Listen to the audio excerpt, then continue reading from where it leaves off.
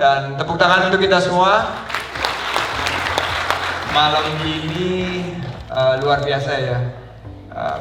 Kita malam minggu biasanya winding down di rumah sama istri tercinta, nonton Netflix atau having a good day di restoran atau apa, tapi kalian mengambil kesempatan ini untuk menimba ilmu. Luar biasa. Ini yang ke-7 dan saya hadir mungkin lebih dari 5 ya. Hadir semua sebenarnya. Hadir semua ya, hadir semua, tapi tantangannya berbeda. Oke. Dan tantangan kali ini adalah tantangan tentang inflasi. Udah dibahas belum inflasi? Belum. Oh, belum dibahas ya. Just for you. Jadi yang ke-45 kita bicara mengenai pandemi. Habis itu kita bicara mengenai disrupsi digital. Sekarang kita menghadapi inflasi. Apa sih inflasi itu? Kemarin di rapat kabinet ditugaskan tiap-tiap menteri menjelaskan apa itu inflasi. Karena inflasi ini nggak kerasa, tapi secara disproportionate sangat tidak adil buat UKM-UKM yang ke bawah. Kenapa? Karena inflasi itu mungkin angkanya di angka besarnya inflasi itu sekitar 4,9. Ini kita berharap tidak akan naik lagi. Tapi kalau dilihat dibedah, angkanya itu untuk volatile food namanya, atau untuk harga yang bergejolak, khususnya untuk bahan makanan. Saya mau tanya yang bisnisnya kuliner, ada coba angkat tangan. 1, 2, 3, 4, 5, 6. Ada nggak yang bisnisnya berhubungan dengan industri kuliner seperti shipment ke logistics? Ada juga di belakang 1, 2, 3. Ada nggak bisnis yang berkaitan dengan waktu yang ke-5 atau yang ke-6? Tuh banyak sekali yang kuliner. Ya. Ini yang paling kena. Kenapa? Karena 10% naiknya itu 9,79%. 10% secara tidak adil mereka akan kena lebih besar. Kenapa? Karena misalnya harga cabai naik dari 100 menjadi 110, pricingnya yang diberikan oleh industri yang besar yang mengumpulkan bahan itu yang diolah akan dinaikkan enggak 110. Tebak naiknya berapa? At least 150. Terus berjenjang itu. Yang 150 dinaikin lagi ke at least 200. Itu kalau 2 level. Kalau ada 2 middleman. Bayangkan kalau 3.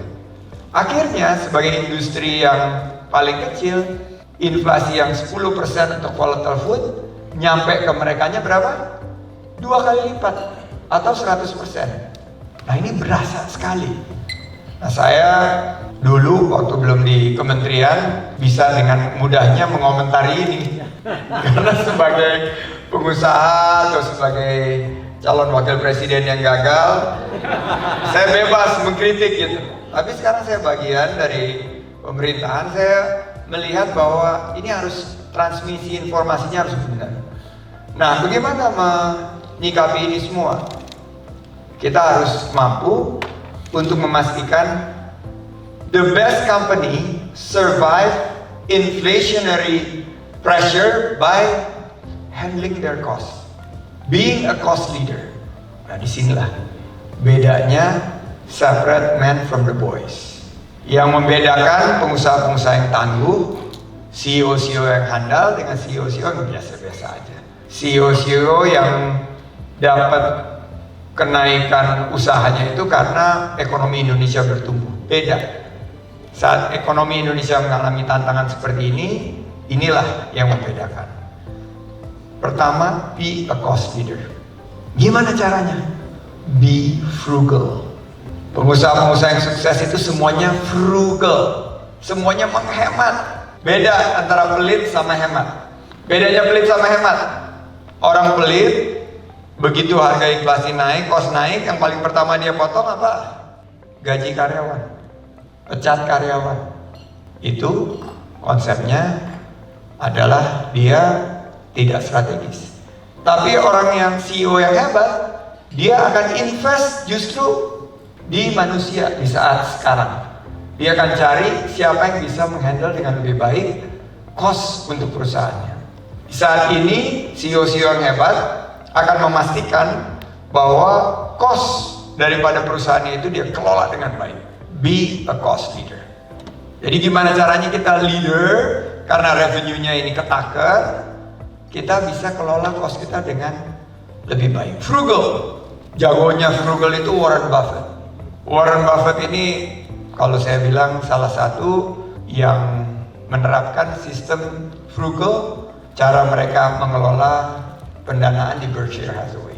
Yang kedua frugal itu IKEA. Tapi kalau yang IKEA ini luar biasa, frugal. Pendiri IKEA itu cost kalau yang nggak perlu dia pangkas banget.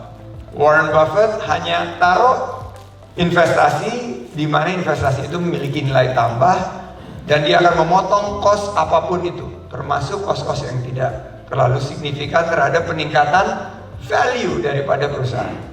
Jadi menghadapi inflationary ini adalah cost. Yang kedua, network. Disinilah saatnya kita memperluas network sehingga rantai pasok kita bukan 4L atau lo lagi, tapi buka networking dengan rantai pasok yang semakin bervariasi. Saya pengalaman banget bahwa konsep banyak yang bilang dengan pandemi globalization is dead dan lain sebagainya. Terbalik justru, bahwa dengan pandemi dulu yang dipikir dengan onshoring, semuanya dibuat di dalam negeri, berubah total. Tapi kemampuan untuk menyetok dalam waktu yang singkat melalui networking yang kuat yang bisa membedakan antara perusahaan yang survive atau tidak. Jadi yang kedua, networking. Buka lagi, lihat siapa yang bisa mensuplai, bukan hanya dengan harga yang kompetitif, tapi dari lamanya barang itu nyampe ke gudang kita atau ke perusahaan kita. Jadi bukan hanya harganya, tapi kapan nyampenya. Kalau harganya murah tapi nyampenya sebulan lagi ya percuma. Tapi reliable supplier itu penting banget. Jadi yang kedua, networking. Setelah cost leader, networking. Dan terakhir, yang ketiga, dan ini saya selalu bilang, kadang-kadang di tengah-tengah inflasi itu kita nggak nyadar, inflasi itu sorry to say, itu kayak kanker. Kita nggak nyadar itu ngerogotin perusahaan kita. Nah caranya gimana? Kalau kita untuk menghadapi, berarti selain cost leader, networking, menurut saya invest di dua hal, human capital dan technology. Karena dengan investasi di human capital dan technology, itu sama aja kita punya diagnosa dari perusahaan kita ada di titik mana. Pengalaman saya melewati beberapa krisis. Pertama di tahun 2000, setelah saya memulai investasi, salah satu krisis pertama adalah di pertengahan tahun 2000 itu ada Mexico crisis. Waktu itu ada liquidity squeeze, pasokan kredit terhambat. Tiga hal ini saya terapkan. Be a cost leader, networking kita perluas, investornya kita tambah, dan paling benar itu sebetulnya saat kita tidak perlu duit, itu kita perkuat. Kan banyak yang perusahaan-perusahaan itu bilang, nggak perlu duit, belum terlalu mendesak. Justru saat-saat sekarang ini yang diperlukan, karena 2023 ketidakpastian, 2024 gelap. Sektor industri ini akan mengalami VUCA. V-nya for volatility, bergejolak sekali. U-nya uncertainty. C-nya apa? Complexity. Jadi udah bukan hanya bergejolak, ketidakpastiannya uncertainties. C-nya permasalahannya itu kompleks. Biasanya permasalahannya cuma kurang cash flow. Sekarang kurang cash flow, foreign exchange-nya bergejolak dari 14.500 mungkin jadi 15.200. Sudah gitu kredit yang biasanya didapat bunganya naik. Nah ini complexity. Dan A-nya ambiguity. Ini yang paling sulit nih buat CEO. Karena CEO biasanya kan matematik cara berpikirnya kan, nggak diajarin untuk berpikir lebih bukan hitam putih gitu loh, tapi lebih ambigu, itu lebih kebijakan yang nimble, yang bisa kiri kanan cepet gitu, kiri kanan agak abu-abu gitu, ambigu, tapi perusahaan itu jadi fleksibel. Nah, 3 hal ini yang ingin saya sampaikan kepada CEO Mastermind 7. Kalau dari lihat wajah-wajahnya nih memancarkan optimisme, amin. Dan ini sebetulnya saya pengen lakukan quick poll, survei kecil-kecilan yang omsetnya sekitar, kan waktu itu saya sama Bang Helmi kita establish ada perusahaan yang sudah memiliki profit yang waktu itu kalau nggak salah ada yang 3 miliar gitu, 3-5 miliar ya. Yang setahun profitnya sales ya. Oke, kita pakai sales sekarang karena saya ini old school nih. Saya old school banget. Cara ngitung valuasi buat saya itu tetap aja cash flow, profit. Jadi hitungnya itu earnings before interest, tax, depreciation dan amortization. Ini banyak orang accounting. Ini stan nih kali ya, lulusan stan. Jadi sebetulnya nilai perusahaan itu paling gampang dihitung dari cash flow. Itu kan cash flow. Cash in kurang cash out, itu dia earnings before interest, tax, depreciation and amortization, atau disebut sebagai EBITDA. EBITDA ini adalah sebetulnya itu adalah cash flow kurang cash in kurang cash out, itulah angkanya. Zaman saya kira-kira waktu itu nilai perusahaan itu 6 to 8 times, 6 sampai 8 kali. Nah, karena kalau profit itu bisa dipijit-pijit, bisa dimassage, bisa dinaikin, bisa diturunin, bisa tergantung, bisa dipanjangin, bisa dipendekin. Tapi kalau cash in kurang cash out itu sangat sulit, karena itu kan yang ada di bank account kita. Nah, saya mau tanya di sini, yang cash in kurang cash out setahunnya itu 1 miliar, coba angkat tangan. Ada nggak? Yang profitnya Yang 1 miliar ke atas per tahun? Per tahun banyak mestinya ya. Banyak. Malu-malu. Satu. Oke. Yang di atas 2 miliar per tahun? Ada 3, 4, banyak juga. Yang di atas 5 miliar per tahun ada nggak? Banyak. Lumayan. Jadi gini, dengan old school cara saya menghitung valuasi 6 sampai 8, berarti kalau cash in kurang cash outnya itu 5M, berarti your company valuationnya berapa? Antara 30 sampai 40 miliar, roughly.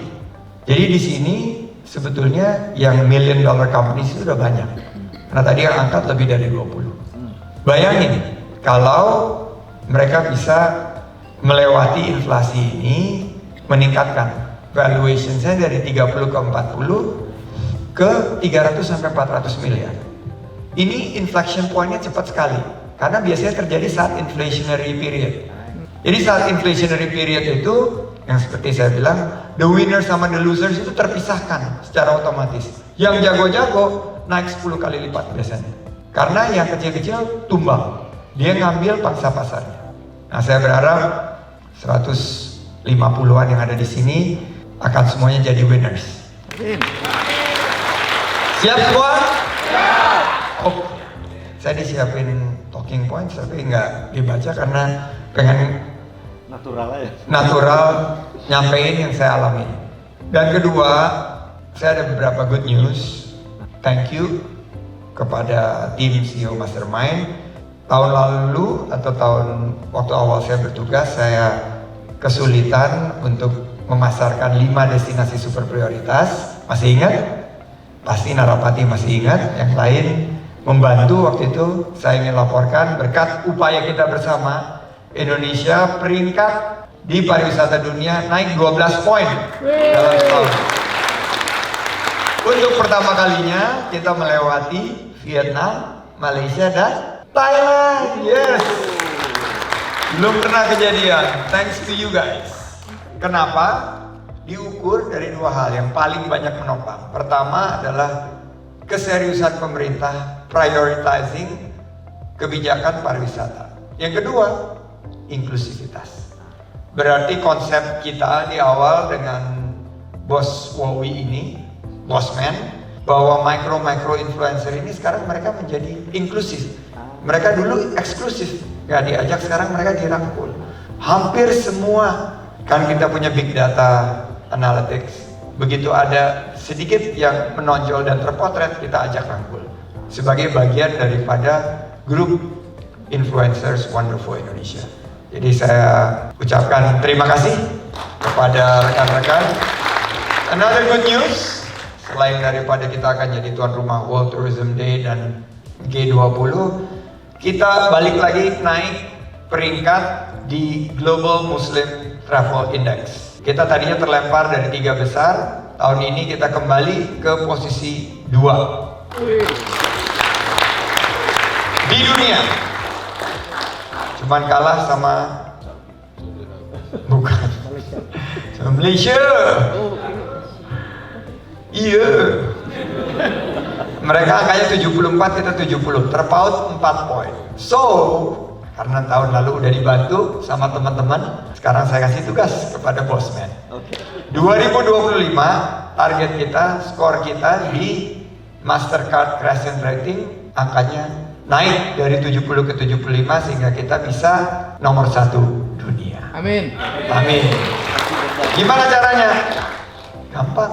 Seperti yang kita lakukan kemarin waktu naikkan indeks untuk pariwisata dunia. Tapi ini spesifik berkaitan dengan Muslim travelers yang kekuatan spendingnya tuh trillion of dollars tapi nggak di-tap sama Indonesia. Kita ini masih asik fokus kepada conventional things. Kita di pemerintahan sekarang lagi ubah cara berpikir. Pak Hengki Manurung ini silakan berdiri, saya mau perkenalkan, ini Deputi Bidang Industri dan Investasi Horas, dan Ibu Titi Lestari, ini Direktur Standarisasi Kompetensi. Mereka sekarang harus behave like startup. Jadi mereka punya beberapa rules yang saya sebut sebagai 24 hours rule. Any kind of communications yang masuk ke dalam inbox mereka, mau WhatsApp, email, teks, atau apapun juga, mesti direspon dalam waktu 24 jam. Ini jadi cara kita mentransformasi agar institusi pemerintah itu yang biasanya terkenal cepat atau lambat? Lambat. Pemerintah lambat atau lambat banget? Lambat. Ini kita ubah. Dan 24-hour rule ini mudah-mudahan bisa membantu tugas kita sebagai pelayan publik. Karena publik maunya lambat atau cepat? Cepat. Sementara pemerintah cepat atau lambat? Kan nggak nyambung. Ini Pak Hengki bisa dengar sendiri, saya nggak ngarang-ngarang Pak. Karena saya dari dunia usaha, saya tahu. Itu persepsi kita. Dengan 24-hour rule saya berharap semua yang masuk ke inbox kita, terutama yang serius-serius ya, saya ngukur seriusnya dengan mau nggak dia ngirim email. Kalau WhatsApp kan bisa dikirim ke 30-40 orang, kita nggak tahu. Tapi kalau email terus ada namanya udah bener, dia kasih attachmentnya juga bener, redaksinya juga bener, dia berarti they really are serious to partner with the government. Nah, selain daripada 24-hour rules, biasanya pemerintah itu ringkes atau bertele-tele? Ringkes atau bertele-tele? Bertele-tele. Bu Titi dengar sendiri. Sementara kita pengusaha, maunya bertele-tele atau ringkes? Ringkes, sederhana. Jadi selain 24-hour rule, nah ini kalian bisa terapkan di usaha kalian masing-masing. Saya dulu di Saratoga memiliki one page rule. All form of communications mesti sederhana, 1 lembar, nggak boleh lebih. Jadi kalau memo 1 lembar, kalau email dihitung aja katanya. Pertama adalah background, analysis, recommendation. 3 aja. Jadi saya waktu pertama kali masuk dapat telahan itu buset deh, bisa 3-4 lembar. Sementara waktu kita kan sangat terbatas. Nah sekarang mereka ditugasin kalau kasih telahan 1 lembar, background, analysis, and recommendations. Dan recommendationnya jangan ngambang gitu. Ini rekomendasinya maksimum 2 atau 3. Silakan pilih. Kalian juga bisa terapkan kepada organisasi kalian. Karena organisasi yang akan menang juga dalam this inflationary period adalah yang gercep, gerak cepat, geber, gerak bersama, dan gaspol. Garap semua potensi online. Itu saja yang ingin saya sampaikan. Sukses untuk kalian. Kalian pasti akan merasakan manfaatnya malam minggu bersama-sama di sini. Biasanya malam minggu enak-enakan. Kali ini malam minggu mesti mengerinyitkan dahi dan nyatet kiri kanan. Tapi saya percaya ini materinya bermanfaat banget. Mudah-mudahan. Insya Allah. Masih bisa terima pertanyaan? Boleh? Usaha saya developer sama kuliner.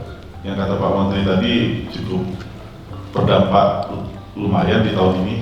Tapi pertanyaan saya bukan itu. Pertanyaan saya adalah banyak sekali investor-investor yang cukup nakal nih Pak Menteri. Saya pengen nanya aja. Misalnya saya punya perusahaan yang asetnya cuma 1 juta misalnya nih, asetnya 1 juta. Tapi si investor ini masuk dengan angka 10 juta. Walaupun kita evaluasi dengan valuasi atau EBITDA atau revenue 1-2 tahun, 3 tahun ke depan, rasanya cukup berat mengangkat persentasi daripada kepemilikan kita yang sekarang gitu. Kemungkinan persentasi dari kepemilikan kita tinggal mungkin 10 atau 20%. Sehingga ketika si investor baru ini masuk, dia bisa menjadi mayoritas dan melakukan suatu kebijakan-kebijakan yang under control daripada kita sendiri. Sehingga nasib kita yang tadi punya aset 2 juta itu kemungkinan akan hilang dengan kebijakan-kebijakan yang kita tidak bisa lawan karena mereka mayoritas. Itu saya minta saran dari Pak Menteri bagaimana mencari investor yang kira-kira memang benar-benar niat untuk membantu kita usaha-usaha kecil seperti ini. Yang pertama Pak Menteri. Yang kedua, saya adalah favorit Pak Menteri, memfavoritkan Pak Menteri dari dulu.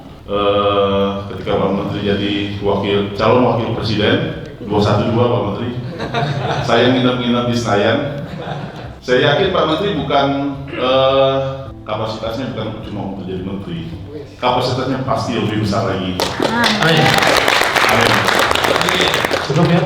Ya, saya titip satu pertanyaan Pak Menteri. Ketika investor masuk ke dalam Indonesia, mohon tidak mayoritas saham. Terjadi di beberapa BUMN kita yang investor masuk joint operation dengan BUMN kita, mereka mayoritas, BUMN kita hilang marwah sama sekali. Kalau bisa, kalaupun BUMN kita tidak sanggup untuk menyaing modal untuk bisa mayoritas, masih ada bosmen, masih ada beberapa triliuner kita yang bisa masuk ke dalam situ sehingga Indonesia bisa di atas 50% mayoritas. Terima kasih. Terima kasih. Saya pernah ngalamin dan ternyata memang due diligence itu penting banget. Ya. Due diligence, baik financial due diligence, legal due diligence, uji tuntas namanya. Dan proses ini kadang-kadang kalau udah ada investor itu kita nggak, karena kita pengen duitnya, kita kadang-kadang ngambil jalan pintas gitu. Due diligence tidak dilakukan dengan penuh kehati-hatian dan penuh kalau boleh dibilang keseriusan. Jadi banyak yang mengakuisisi dengan mendorong asetnya divaluasi, misalnya biasanya angkanya mungkin 1 juta, divaluasi 10 juta ya, jadi akhirnya dia mayoritas. Nah, cara menghindarinya adalah melakukan proses uji tuntas due diligence yang betul-betul detail, betul-betul serius, jangan ada potong kompas. Nah, saya memang kadang-kadang saya bisa bedain gitu ya. Dulu kalau investor masuk yang awalnya gampang, biasanya ujungnya trouble, susah. Saya selalu ngelihat investor itu yang serius, yang negosiasinya kenceng dan ya lebih jelimet gitu. Tapi begitu sudah deal, apa yang kita tanda tangan itu langsung masuk laci, nggak pernah dibuka lagi. Pengalaman saya, bukan saya mengeneralisir, tapi pengalaman saya sama investor Jepang seperti itu. Awalnya, waduh, repot ngitung sampai detail banget. Tapi begitu kita sudah tanda tangan, nggak pernah tuh dilihat perjanjiannya. Udah kesepakatan aja, sudah bermitra, jalan. Tapi yang gampang perjanjiannya cuma tipis gitu, ujungnya ribet dan akhirnya berantem. Nah, ini pengalaman buat kita semua, apalagi kalian akan menjadi lokomotif ekonomi kita, amin. Lakukanlah proses itu dengan penuh kehati-hatian, jangan gak enakan gitu. Menurut saya kalau due diligence ya betul-betul due diligence, tunjuk firma hukum, tunjuk firma accounting yang benar gitu. Dan gak usah big four.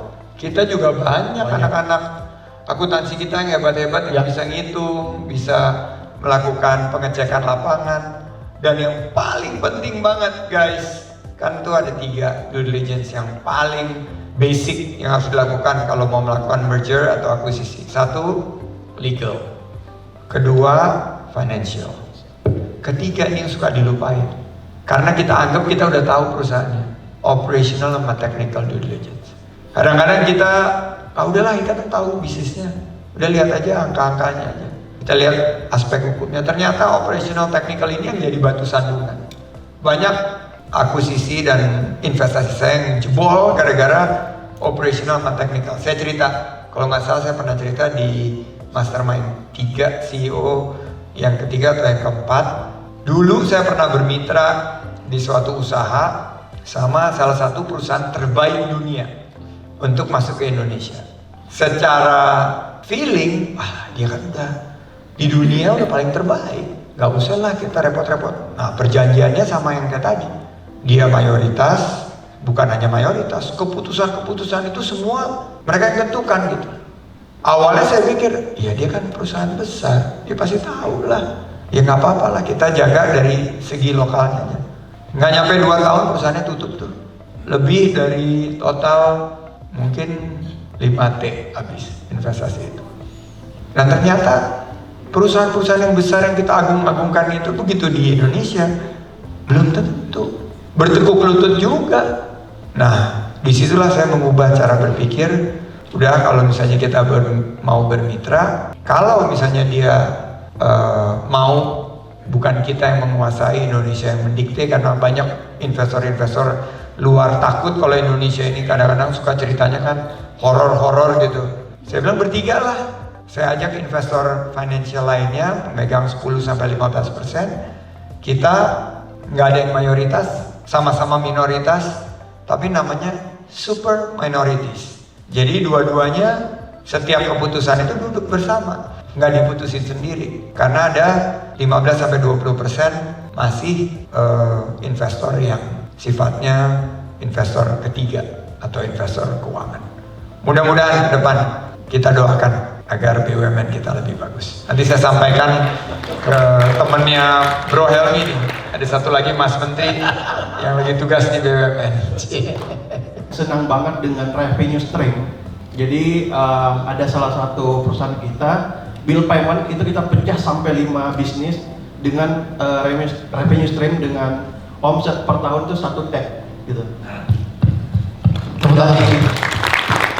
Kita menaikkan dari awalnya sekitaran 300 M menjadi 1 T dengan waktu 2 tahunan gitu.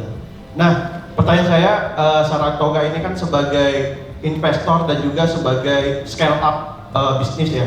Yang saya dengar beberapa bisnis juga yang jatuh bahkan dibantu scale up oleh Saratoga. Nah, pertanyaan saya, apakah Bang Sandi memakai teknik revenue stream atau gimana? Makasih. Dulu waktu saya masih ada di Saratoga, kita banyak melakukan turnaround. Karena turnaround investment itu mungkin dari skala tingkat kesulitannya itu yang paling susah. Karena turnaround itu ibaratnya pisau lagi jatuh, itu kita nangkepnya di mana? Pasti kan luka tangan. Nah ini perlu art, perlu teknik, perlu seninya bagaimana membalikkan itu. Nah, saya revenue streams itu yang disebut sebagai top line management. Jadi ngelihat revenue streams itu penting. Tapi yang tadi yang saya bilang posisi pertama adalah how you manage your cost. Kebetulan bisnisnya rekan kita ini adalah bisnis yang paling dibutuhkan di Indonesia sekarang. Salah satunya ada 3 yang dibutuhkan dalam revolusi teknologi digital yang saya sampaikan di seri sebelumnya dari CEO Mastermind, yaitu 3 kalau yang masih ingat teman-teman. Pertama adalah cyber security. Kita ini minim banget investasinya di cyber security, dan pemain yang bergerak di cyber security itu sangat-sangat sedikit. Sementara cyber threat makin besar. Nah, yang kedua, kita kurang di bidang, sudah mulai meningkat sekarang, fintech. Karena kenapa? Sampai per hari ini, saya mau tanya nih, sebagai UMKM, dapetin pembiayaan gampang atau susah? Nah, yang tegas aja, gampang atau susah? Susah. Kenapa? Karena perbankan dan non perbankan, datanya yang saya miliki, 77% dari UMKM kita belum tersentuh pembiayaan formal. Akhirnya pinjemnya dari yang tetangga, pinjam dari pinjol. Nah, fintech yang benar, yang bukan abal-abal ini yang diperlukan. Dan yang ketiga tadi adalah payment, bills dan lain sebagainya. Kemarin Google bikin perubahan payment system, wah, gempa bumi di sektor kita karena banyak yang menggantungkan payment sistemnya melalui Google Billing. Padahal kita punya yang lokal, B1T. Tapi Google mungkin menangani ratusan T atau lebih dari 1000 T. Nah, ini yang menurut saya teman-teman mesti dalami, bahwa revenue stream itu penting dan harus dijaga pertumbuhannya. Karena revenue stream itu nggak boleh stagnan, harus ada pertumbuhan. Berarti kita men-scale up.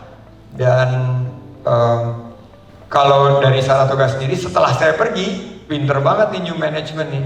Dia nggak lagi melakukan turnaround management karena dia nggak lihat ada orang yang passionate seperti saya gitu.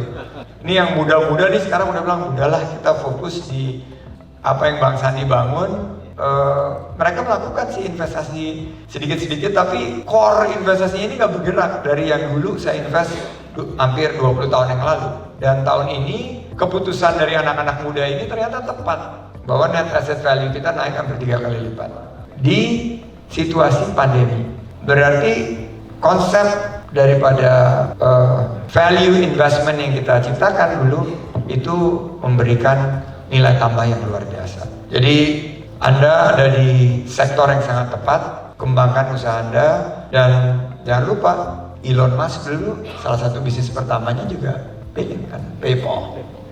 Jadi Indonesia harus punya billing system sendiri, harus punya payment system sendiri. Kenapa? Kalau nggak kita akan bergantung dengan payment system dari luar negeri. Padahal marketnya di sini di Indonesia. Jadi kita harus punya kemampuan. Jangan sampai nanti kita pokoknya harus kayak Rusia lah. Rusia ini hebat banget. Tekan kiri kanan, dia tambah kuat. Mau tahu nggak? Ini kan Bosman udah berkali-kali membahas perang Rusia Ukraina. Why the war itu tidak akan berhenti dalam waktu singkat? Kira-kira kenapa? Kenapa perang Rusia dan Ukraina ini akan cukup lama? Ada yang tahu?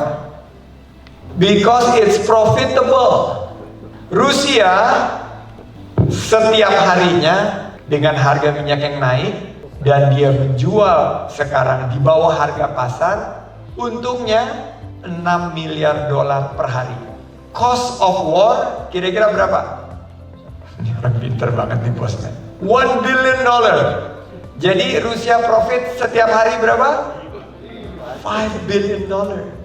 Putin sebelum war ini approval ratingnya 48 to 52%. Setelah perang, tebak berapa approval rating? Berapa surveinya dia? Kira-kira 83%. Dia jauh lebih populer, dia jauh lebih dihormati karena perang ini. Perang ini membangkitkan rasa nasionalisme orang Rusia. Nah, kita harus pinter. Indonesia ini harus pinter. Perang juga? Oh bukan. Gue baru ketemu Prabowo, bro. Dia nggak setuju perang karena dia tahu mungkin pelurunya kurang. Itu alasannya. Kalau cukup, lain Kalau cukup berbeda. mungkin beda. Dia tahu nih, aduh berat. Tapi Rusia kan nawarin ke kita, mau nggak? India udah ngambil nih minyak kita nih, harganya 30% lebih murah dari harga pasar internasional. Kalau buat teman-teman CEO Mastermind ambil nggak? Ambil nggak? Pak Jokowi mikirnya sama, ambil. Dan mudah-mudahan, wah ada yang nggak setuju karena takut. Wah nanti gimana di embargo sama Amerika? Ya biarin aja lah. Kalau kita di embargo, paling kita nggak bisa makan McDonald's kan? Makan Baba Raffi lah. Paling itu. Jadi teman-teman mesti melihat hal yang memang kompleks. Tadi saya bilang volatile, uncertain, complex, and ambiguous. Dan kadang-kadang apa yang kita lihat itu sangat berbeda dari perspektif mungkin geopolitik, mungkin dari segi macroeconomics. Jadi memang big challenge nih. Kita G20 nanti nih sangat menarik karena Putin udah bilang, gue datang ke Bali. Sekarang Amerika bingung, gue datang nggak ya? Kalau nggak datang Indonesia tambah. Yang penting yang udah confirm 2. Putin udah confirm datang, Xi Jinping akan datang, Erdogan akan datang. Bosman datang nggak? Kalau Bosman datang kita buatin ininya nanti, forumnya buat Bosman. Tapi ini memang tantangannya karena Barat ini kan ya mau bagaimanapun juga mereka kontrol teknologi payment. Setiap pengiriman US dollar harus lewat New York. Kenapa kita takut nggak ngambil minyak Rusia? Karena kita takut Swift-nya dimatiin. Swift dimatiin kita nggak ngirim US dollar. Kata Rusia nggak usah takut, bayar pakai rubel aja, convert rupiah ke rubel gitu. Nah ini yang teman-teman di sektor keuangan lagi hitung-hitung. Kalau saya savingnya bisa sampai 50-60 T, 50 sampai 70 T dari pembelian minyak kita. Sementara kita bayar subsidi, ini luar biasa Indonesia. 502 T kita bakar aja gitu. Padahal kalau dikasih ke sektor ekonomi luar biasa. 500 T kita subsidi yang nggak perlu disubsidi sebetulnya. Mobil, itu kan dia kalau punya mobil ngapain disubsidi? Kalau orang yang betul-betul membutuhkan subsidi ya kita bantu, yang betul-betul prasejahtera kita bantu. Tapi yang punya mobil kita kasih duit. Dan akhirnya yang besar ya, yang besar makin, ini subsidi yang besar makin, sementara yang miskin makin. Jadi tough decision, apalagi mau masuk ke situasi VUCA seperti ini. Bisnis saya itu skincare, konsepnya itu vegan. Nah, Oh, cocok untuk Bosman. Pantesan Bosman glowing. yang mau saya tanyakan ya kan tadi ada dibahas tuh pariwisata halal gitu-gitu. Nah, kemarin saya lihat-lihat data, sepertinya Indonesia itu dalam segi vegan itu mengalami pertumbuhan cukup bagus. Nah, kalau dari kacamata Bang Sandi yang berada di pariwisata itu kelihatannya ke depannya akan seperti apa? Terus dari sisi program pemerintah untuk vegan itu bagaimana? Nah, karena nanti harapannya kan dari saya akan ada gambaran bahwa ke depannya akan lebih baik lagi atau bagaimana. Dan yang lainnya juga saya tahun lalu kalau nggak salah itu mengucapkan terima kasih karena Kemenparekraf pada itu ya program dana hibah 50 juta. Nah waktu itu alhamdulillah saya termasuk yang beruntung, jadi saya terima kasih banyak buat Kemenparekraf. Terima kasih. Tadi saya cerita mengenai 3 di dalam digital spektrum yang perlu kalian tambah investasinya, yaitu 1 adalah tadi payment, 2 cyber security, 3 fintech. Nah kalau di di spektrum ekonomi secara umum, secara luas, ada 3 yang kita sebut sebagai unstoppable global trend. Jadi ini tidak terhentikan, akan terjadi juga gitu. Mau kita mau gimana pun juga ini, karena bola saljunya udah terlalu besar. Ini nggak akan terhentikan paling tidak 5, 10, 15 tahun ke depan. Apa itu? Pertama adalah bisnis berkaitan dengan digitalisasi. Ini life is digital. Kalau kita belajar dari lesson learned post pandemic, pertama life is digital. Jadi your bisnis kalian kalau nggak ada aspek digitalisasinya, cepat lakukan transformasi digital. Karena kalau nggak akan bisa optimal. Yang kedua adalah sustainability. Ini juga unstoppable trend. Aspek bisnis kita semuanya harus memiliki keberlanjutan lingkungan. Bagaimana kita mengelola air, bagaimana kita menggunakan energi baru terbarukan, bagaimana kita mengelola limbah. Ini karena nanti akan diukur. Namanya ESG, Environmental Social Governance. Ini saya mulai di tahun 2005, waktu saat itu orang di grup saya bilang, apaan ini ESG? Saya bilang, percaya deh, 15 tahun ke depan perusahaan kita nggak akan bisa disentuh kalau kita tidak adopt yang namanya environmental social governance. Nah itu yang kedua. Yang ketiga, thanks to pandemic, gara-gara pandemi, isu kesehatan ini akan menjadi unstoppable trend. Semua bisnis pasti akan dilihat dari bagaimana aspek kesehatannya. Bisnis vegan ini luar biasa menurut saya. Teknologinya berkembang. Sekarang bukan hanya kosmetik, bukan hanya kecantikan, tapi steak sapi itu udah bisa dibuat dari plant based. Jadi protein itu udah plant based, udah nggak bisa kebeda lagi rasanya. Nah itu maju sekali teknologi di bidang vegan atau plant based. Apalagi kecantikan. Dan kalau kecantikannya nggak pakai chemical, orang masih suka. Dan sekarang kecantikan bukan hanya perempuan ya, bener nggak? Laki-laki udah banyak pakai skincare semua. Saya hitung produk yang saya pakai setiap hari itu 7 produk. Sabun udah pasti kan, shampoo, conditioner, sikat gigi, yang siwak, yang ini kan pinter-pinter yang jualan sekarang. Sandi ini suka halal products, ditawarin siwak, ditawarin daun sirih dan macam-macam gitu. Terus apa? Deodoran, minyak wangi, itu udah 6. Belum? Krim yang pagi beda sama yang siang. Malam lagi. Wadah nih, gara-gara wadah nih ngirimkan tuh kaf tuh. Dan lah bro, promosiin. Akhirnya kepake terus sampai sekarang. Itu laki-laki, gimana kalau perempuan? Rata-rata perempuan, siapa yang ikut ke Jakarta X Beauty kemarin? Ada nggak? Oh di belakang tuh. Perempuan. Itu perempuan 49 produk. 49 produk. I kid you not. Saya nggak bercanda. Itu research. Makanya bisnis kecantikan ini akan, apalagi yang konsepnya non chemical, plant based dan lain sebagainya. Jadi sukses bisnisnya. Pemerintah pasti akan mendorong. Kita mendorong bangga buatan Indonesia. Jadi ini udahlah, you say it, saya afirmatif, saya berpihak kepada produk-produk dalam negeri, termasuk produk kecantikan yang baru 20%, 80% masih imported, masih foreign brands. Jadi kalian harus bangun kekuatan di situ. Udah ada yang gede-gede kayak Wardah, kayak berapa nama lain, tapi masih kurang, masih harus ditambah. Terima kasih kesempatannya, sampai jumpa di nomor 8. Assalamualaikum warahmatullahi wabarakatuh.